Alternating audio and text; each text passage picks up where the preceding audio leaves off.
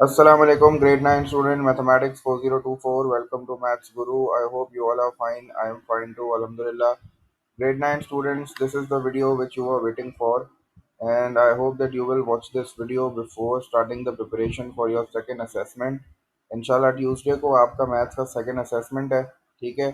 और उसके लिए जो प्रिपरेशन टिप्स हैं वो इंशाल्लाह इस वीडियो में मैं आपके साथ शेयर कर लेता हूँ। कुछ कॉन्सेप्ट्स को रिवाइज भी करवा देता हूँ और कुछ इन्फॉर्मेशन है मेरे पास, कुछ रिमाइंडर्स हैं मेरे पास जो कि मैं आपके साथ डिस्कस कर रहा हूँ, सो दैट आप जो है वो पहले से थोड़ा सा मेंटली प्रिपेयर हो जाओ। सो इंशाल्लाह ये वीडियो भी तुम लोगों के लिए बहुत हेल्पफुल होगी और इस वीडियो को ज़रूर देखना। और ये इससे पहले भी मैंने जो अपनी जो प्रीवियस वीडियो थी उसमें तुम्हें बताया था कि it's a very good opportunity for you, क्योंकि इस बार मैथ्स का असेसमेंट जो है वो पहले हो गया है और आपके पास काफ़ी टाइम है उसकी प्रिपरेशन करने के लिए। और आपके पास जो टॉपिक्स हैं वो इतने मुश्किल भी नहीं है। तो let just make a difference, इस बार जो है वो अच्छे अच्छे से मार्क्स लाने की कोशिश करो, क्योंकि आपको पता है मार्क्स आते हैं तो कॉन्फिडेंस आता है और maths is all about your confidence. और इस असेसमेंट के बाद आपको पता है आपका एंड ऑफ ईयर एग्जाम है, उसके बारे में कुछ इन्फॉर्मेशन है जो इंशाल्लाह इस वीडियो में ज़रूर शेयर करूंगा आपके साथ। आप देख भी चुके हो कि मैंने जो की पॉइंट्स हैं उसमें ये चीज़ लिखी हुई है, तो उसको डिस्कस करेंगे इंशाल्लाह। तो होपफुली ये वीडियो भी तुम लोग के लिए बहुत फ़ायदेमंद होगी इंशाल्लाह। तो let's just begin with the video.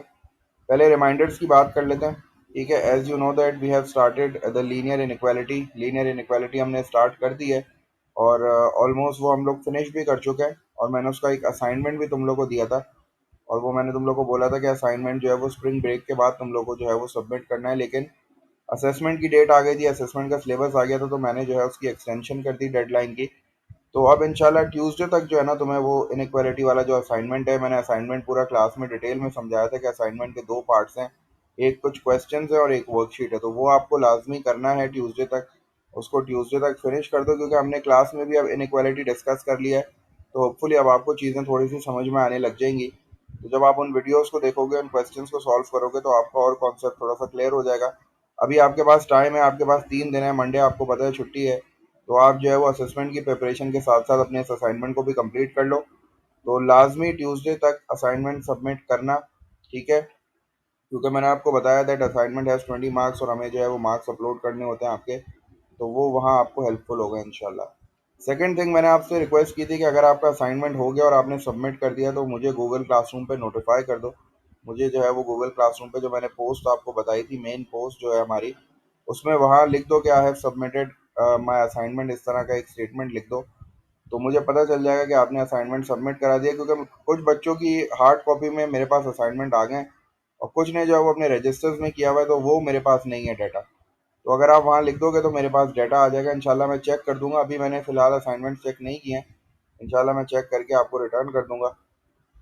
Third thing is complete your work and get it check. ये तो सबसे इम्पोर्टेंट चीज़ है, क्योंकि आपके पास अब टाइम कम है। अब रमज़ान आ गया, रमज़ान जैसे ही एंड होंगे उसके बाद ईद आ जाएगी और इंशाल्लाह ईद के बाद जो है वो आपके एंड ऑफ ईयर एग्ज़ाम्स जो हैं उनका स्टार्टिंग हो जाएगा, उनका रिवीजन शुरू हो जाएगा या वो स्टार्ट हो जाएंगे। आप जो है वो सिलेबस मिल जाएगा तो आप परेशान हो जाओगे, सिलेबस के बाद तो आपको पता है पैनिक मोड स्टार्ट हो जाता है।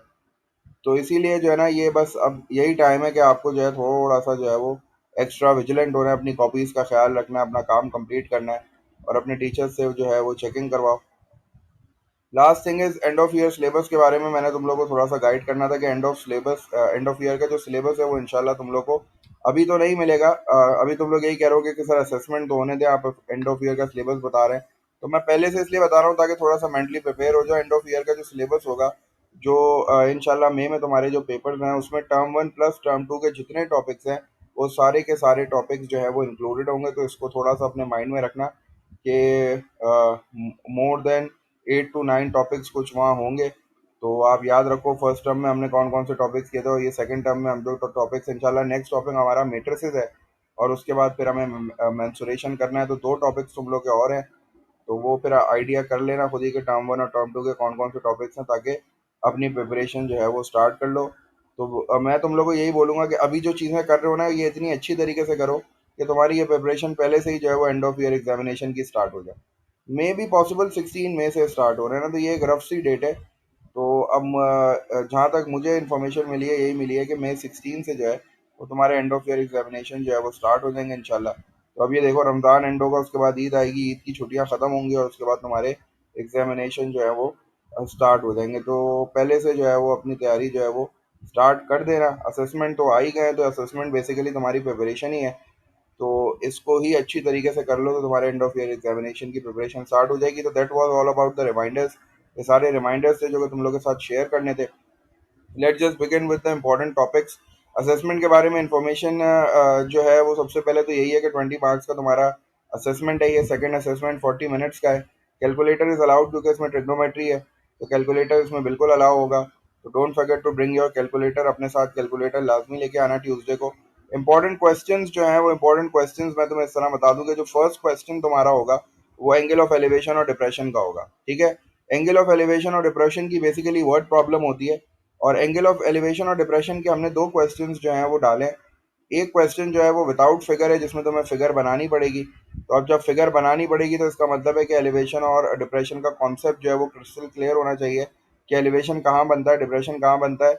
जो बगैर जो फिगर वाला क्वेश्चन है वो बिल्कुल वैसा ही है जैसे हमने क्लासेस में डिस्कस किया था, क्लिफ वाला, बोट वाला, उसी तरह का क्वेश्चन है बगैर फिगर के। लेकिन उसमें आपको फिगर खुद बनानी है और उसके बाद आपको लेबलिंग करनी है, डिसाइड करना है कौन सा रेशियो लगेगा, कौन सी चीज़ फाइंड करनी है।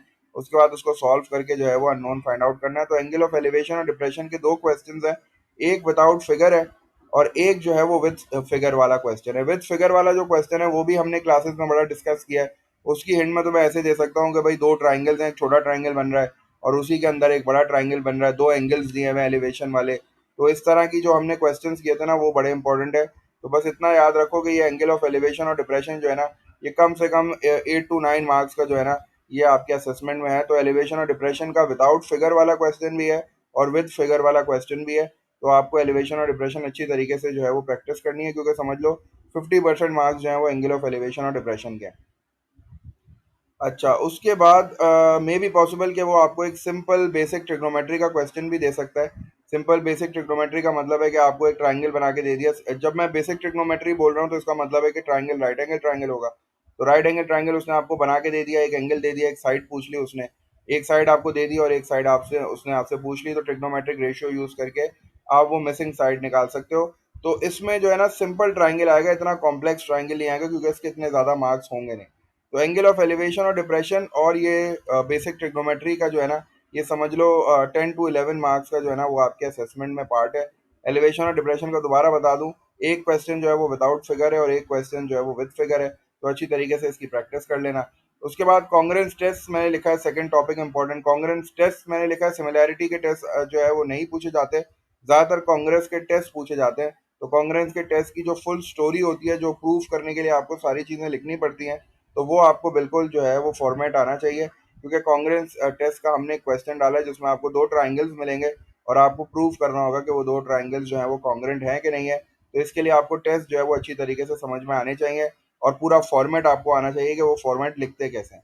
अच्छा, कांग्रेंस जब टेस्ट की बात करते हैं तो उसमें हमारे पास कुछ एंगल्स होते हैं, corresponding angles, vertically opposite angles और ऑल्टरनेट एंगल्स। तो थोड़ा इसको देख लेते हैं कि ये क्या चीज़ें होती हैं। तो कांग्रेंस टेस्ट में इंपॉर्टेंट चीज़ें यही होती हैं कि आपको जो है वो आइडेंटिफाई करना पड़ता है कि कौन सा एंगल जो है वो किसके बराबर है। तो उसके लिए हमारे पास कुछ फिगर्स ऐसी भी बनती हैं जिसमें लाइंस पैरेलल होती हैं। जब तक लाइंस पैरेलल नहीं होंगी, कॉरस्पॉन्डिंग और ऑल्टरनेट एंगल्स का कॉन्सेप्ट नहीं आता। पैरेलल लाइन बताने के लिए वो आपको इस तरह का एरो बताएगा। इस तरह का एरो अगर दो लाइंस में आपको नजर आ रहा है तो समझ जाना कि वो ये बताना चाह रहा है कि these two lines are parallel. तो जब पैरेलल लाइंस आएंगी तभी कॉरस्पॉन्डिंग एंगल्स और ऑल्टरनेट एंगल्स का कॉन्सेप्ट आएगा। अगर उसने दो लाइंस पैरेलल नहीं बताई हैं तो फिर ऑल्टरनेट और कॉरस्पॉन्डिंग वाला जो कॉन्सेप्ट है वो नहीं यूज होता। पैरेलल लाइन की जो इंडिकेशन है वो ये एरोज होते हैं। अगर आपको ये एरो नजर आ रहे हैं तो उसका मतलब है लाइन पैरेलल है। कॉरस्पॉन्डिंग एंगल्स के लिए आपको देखना पड़ता है कि आपके पास जो है वो लेटर एफ बन रहा है। लेटर एफ में ये वाले जो दो एंगल्स हैं मैंने रेड से मार्क किए हैं, ये कॉरस्पॉन्डिंग एंगल्स कहलाते हैं और ये दोनों बिल्कुल बराबर होते हैं। ऑल्टरनेट एंगल्स के लिए आप देखते हो कि जी लेटर बनता है, जी बन रहा होता है, ये दो लाइंस पैरेलल होती हैं, इनमें इस तरह की लाइन बीच से इनको कट कर रही होती है जिसको हम ट्रांसवर्सल कहते थे। तो अगर इस तरह दो पैरेलल लाइंस आपको नजर आ रही हैं और जी बन रहा है तो ये जो मैंने ब्लू से मार्क किया है ये दोनों एंगल्स ऑल्टरनेट एंगल्स कहलाते हैं और ऑल्टरनेट एंगल्स भी बिल्कुल बराबर होते हैं। वर्टिकली ऑपोजिट एंगल्स बड़े आसान से हैं। जब क्रॉस बन रहा होता है, जब क्रॉस बनता है तो चार एंगल्स फॉर्म होते हैं। ये जो आमने सामने वाले एंगल्स होते हैं ये वर्टिकली ऑपोजिट एंगल्स कहलाते हैं और ये दोनों बिल्कुल बराबर होते हैं। अगर ये फॉर एग्जांपल इसकी वैल्यू 60 हो गई तो एग्जैक्टली ये वाला एंगल अगर 60 है तो फिर ये भी बिल्कुल 60 होगा। ठीक है, और आपको पता है कि बाकी आपको पता है ये स्ट्रेट लाइन एंगल है, तो अगर ये 60 है तो ये 120 हो जाएगा। तो अगर ये 120 है तो इसके सामने वाला जो एंगल है ये भी बिल्कुल 120 के बराबर हो जाएगा। तो ये वर्टिकली ऑपोजिट एंगल्स होते हैं और टोटल सम 360 होता है, ये आपको पता है। अगर ये 60 है तो ये 120 हो जाएगा, क्योंकि ये स्ट्रेट लाइन एंगल 180 होता है। तो ये जो 60, ये 60, 120 और ये 120 है, ये कहलाते हैं वर्टिकली ऑपोजिट एंगल्स। तो वर्टिकली ऑपोजिट एंगल्स हमेशा एक दूसरे के बराबर होते हैं। तो अगर ये 60 है तो ये इसका वर्टिकली ऑपोजिट एंगल है, तो ये बिल्कुल 60 होगा। और अगर ये 120 है तो ये इसका वर्टिकली ऑपोजिट एंगल है, तो ये भी बिल्कुल 120 होगा। तो ये वाले कॉन्सेप्ट जो हैं, ये कॉन्ग्रेंस और सिमिलैरिटी में जब हमने क्वेश्चंस किए थे तो ये वहाँ बड़े हेल्पफुल साबित हुए थे, क्योंकि आपको कॉन्ग्रेंस प्रूफ करना होता है। तो उसके लिए आपको ये देखना पड़ता है कि कौन से ट्राइंगल में कौन से एंगल्स इक्वल हैं और मैं कौन सा टेस्ट परफॉर्म कर रहा हूँ। तो उसके लिए आपको जो है ये कॉन्सेप्ट जो है अच्छी तरीके से प्रैक्टिस करनी पड़ेगी। उसके बाद मैंने यहाँ एक फिगर बनाई हुई है ये बताने के लिए कि हमने कुछ क्वेश्चंस ऐसे भी किए थे जिसमें उसने ट्राइंगल्स बनाए हुए थे, और ट्राइंगल की जो लेंथ थी उस पर उसने ऐसे सिंगल डैश और डबल डैश बनाए हुए थे। तो इसका मतलब ये था बनाने के लिए कि जैसे आपके पास ये दो ट्राइंगल्स हैं और उसने यहाँ एक सिंगल डैश लगाया हुआ और दूसरे वाले ट्राइंगल पे यहाँ एक सिंगल डैश लगाया हुआ, तो इसका मतलब है वो ये बताना चाह रहा है कि these two sides are equal in length. ये वाले ट्राइंगल की ये जो साइड है और ये वाले ट्राइंगल की जो ये साइड है, they both are equal in length.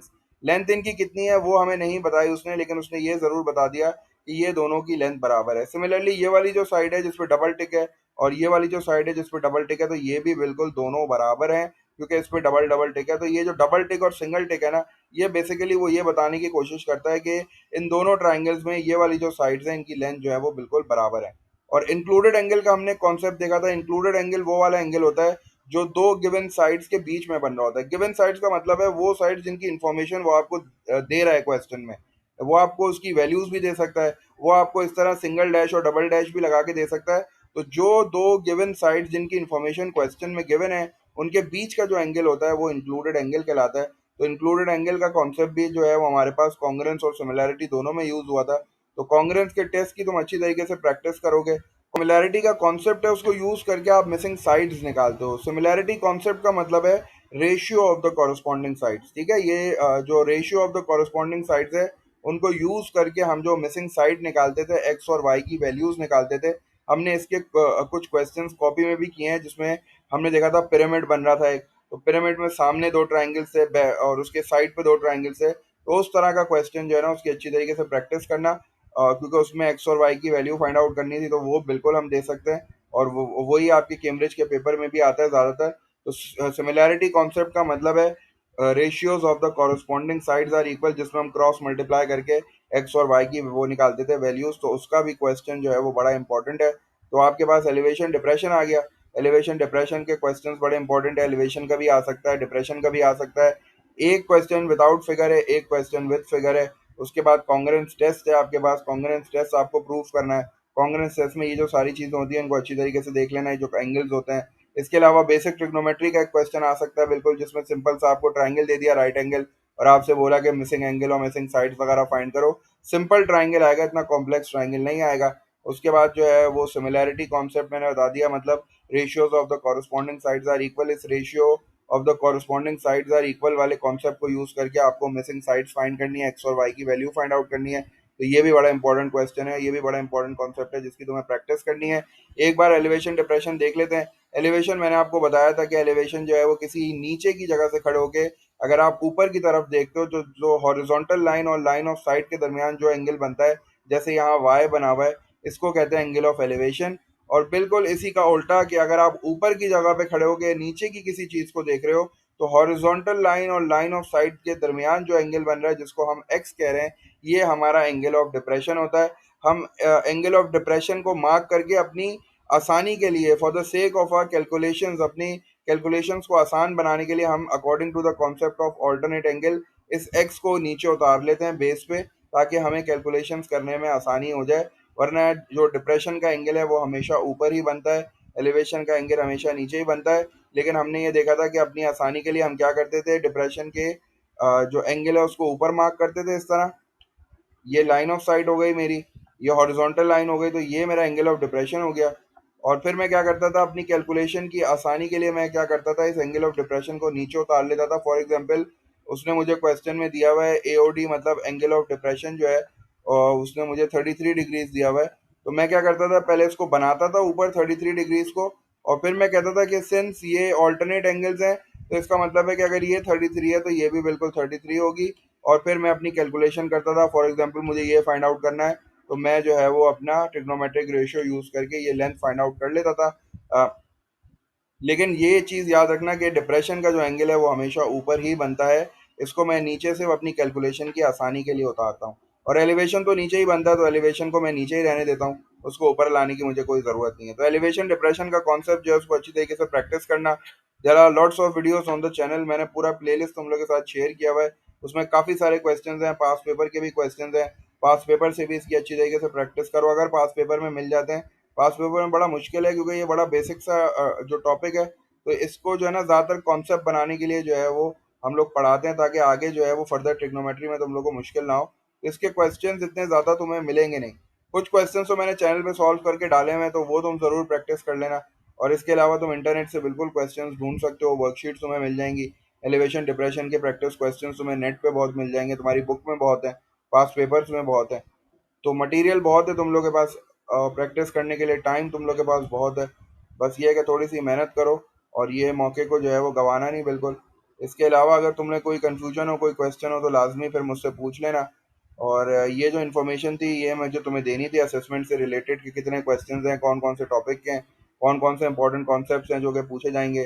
बाकी ये कुछ रिमाइंडर्स थे जो कि मैंने तुम लोग के साथ डिस्कस कर लिए। तो आई होप ये वीडियो तुम लोगों को इंशाल्लाह हेल्पफुल लगेगी, इसको ज़रूर देखना अपनी प्रिपरेशन से पहले। और अगर फिर कोई कंफ्यूजन हो, कोई क्वेरी हो, कोई सवाल हो, तो मुझसे लाजमी डिस्कस कर लेना। All the best for your assessment. Take care, अल्लाह हाफिज़ एंड रमज़ान मुबारक।